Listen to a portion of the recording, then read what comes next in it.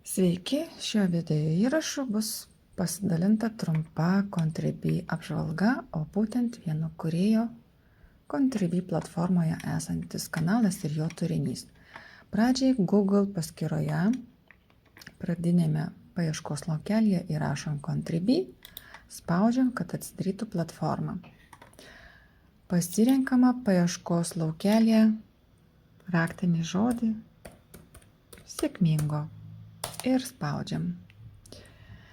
Contribui platformoje šiuo metu rodo, kad yra 49 kūrėjai, kurių pavadinime arba paties kanalo aprašyme yra naudojamas žodis sėkmingo. Mus domina Algirdo Svaravičiaus kanalas. Atsidarom. Jeigu apžvelgti kanalą, tai dabar galima trumpai perskaityti apie kūrėją. Atsidarom ir matosi tas, kas plačiau. Yra nuorodos lietuvių kalba išleistos knygos, anglų kalba išleistos knygos tiek Europoje, tiek Amerikoje, kur įsigyti. Taip pat nurodyta kitinių sklaidos kanalai to paties kūrėjo. Galime atgal paslėpti. Ir dabar tiesiog, kągi mes galime kokią naudą turėti, būtent sekdami šį kūrėją. Galima paminėti, kad Contribui platforma iš tikrųjų labai paprasta naudotis. Yra kategorijų skyrelis vieša. Čia gausite nemažai informacijos, įvairių sporto pratimų, mentalinių filmų, galbūt straipsnių ir kitos medžiagos, kuri yra visiems prieinama ir nemokama. Taip pat yra galimybė gauti netgi ir audio įrašus MP3 grotuvo formatu. Taip pat PowerPoint formatu skaidrės, tarkim, savo mentalinio filmo kūrimui ir panašiai. Atsisiųst galima ir pasidaryti sukeitus paveiksliukus, pasidaryti pagal save. Taip, jeigu dabar taip parodyt, pavyzdžiui, viešą, matom vieną straipsnį, galim atidaryti, paskaityti iki galo. Yra ir muzikos kūriniai. Galima pasiklausyti, galima lygiai taip pat skaityti plačiau, pamatysime aprašymę kūrinio. Ir taip toliau, ir taip toliau. Įrašai baigėsi, paspaudėm ant pilkos juostelės ir matosi, kad yra daugiau visko pridėta. Dabar, jeigu grįžtam į viršų, matosi skiltis video paskaita. Čia taip pat yra įrašai, kai kurie užrakinti, nes reikia tapti prenumeratorium, kad būtų galima atrakinti ir pasižiūrėti. Matom prie kai kurių įrašų reakcijos, yra ir komentarų prie kai kurių. Yra net ir audio įrašas. Yra galimybė atsisiųsti paspaudus. Tiesiog paspausit download ir į savo kompiuterį, kuriame stebite šitą kanalą, atsisiųsit įrašą. Dabar tiesiog grįžtam atgal. Yra reakcijos, tarkim, komentarai, bet komentarų tiesiog taip užėjus nerodo. Dar trumpai parodysim, kad yra straipsnių. Taip, muzikinės meditacijos, atsiliepimai apie kūrinius, tarkim apie kūrinius, jeigu taip trumpai. Yra ir video, ir dar kitų. Čia dabar tik trumpai. Taip, kanalo taisyklės, knygos. Beje, apie knygas, jūs galite netgi knygas įsigyti. Vėlgi, tiesiog reikia paspausti ant kiekvieno įrašo, kuris jūs domina ir atlikti veiksmus, kas jau ten yra aprašyta. Meditacijos ir afirmacijos, taip pat virtualūs kūriniai, sporto pratimai.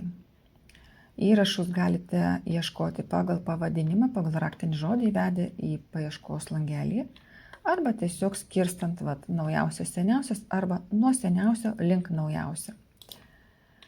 Dabar, jeigu taip pasižiūrėti įrašus, dalis jų yra vieši, o dalis yra tik prenumeratoriams skirti. Jeigu aš noriu matyti straipsnius ir komentarus, man reikia prie Contribui platformos prisijungti. Jeigu aš pirmą kartą, tada registruotis. Šiuo atveju aš jau esu Contribui vartotojas, tai aš tiesiog darau, kad prisijungti. Įvedu savo elektroninį adresą, įvedu slaptažodį ir prisijungiu. Štai. Čia va rodo mano ženkliuką, kad aš dabar esu Contribui platformos naudotojas. Galima pasitikrinti, kokiu prenumeratu šiam momentui turite. Na, tarkim, pas mane va rašo prenumeratos. Nėra prenumeratų, mokėjimai taip pat nėra. Grįžtam. Ir dabar va tarkim, čia viskas tas pats. Ir aš nueisiu čia, kur yra vieša. O tarkim, mane domina va čia va. Jeigu aš prieš tai nieko negalėjau daryti, dabar aš galiu padėti reakciją, galiu komentarus paskaityti prie straipsnio. Vat visas straipsnis ir komentarai. Čia dalis paslėpta, tiesiog atidarau, kad pamatyčiau kitus.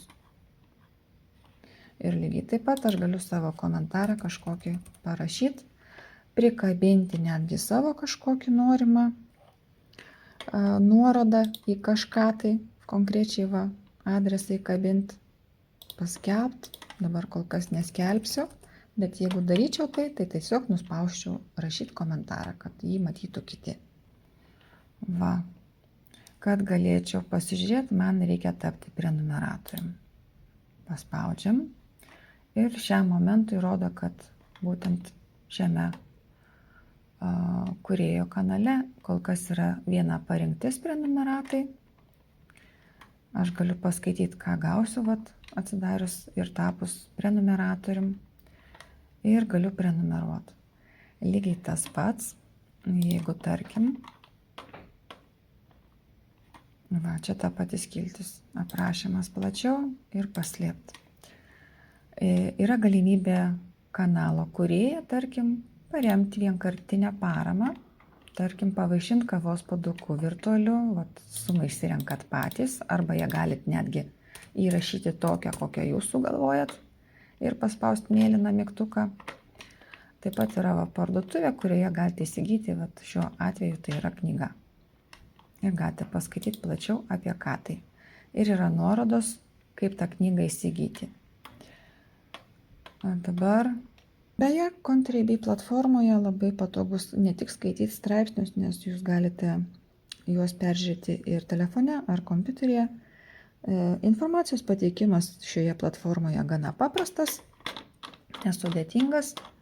Ir kaip ir minėjau, prenumeratas, jeigu jūs tapote kūrėjo prenumeratoriumi, jūs puikiai galite pasitikrinti prie savo vartotojo profilio skiltyje prenumeratos.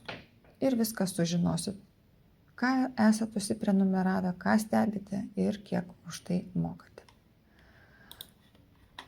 Va, jeigu, tarkim, daryčiau prenumeratą, jums parodytų, kad mokėti ir toliau pritaikyti nuolaidos kodą, jeigu tokį turite, o jeigu ne, tiesiog spaudžiat juodą laukelį, prenumeruoti, apmokėti banko kortelę, atliekat visus veiksmus, ką siūlo šitą platformą, kaip padaryti internetu pavedimą.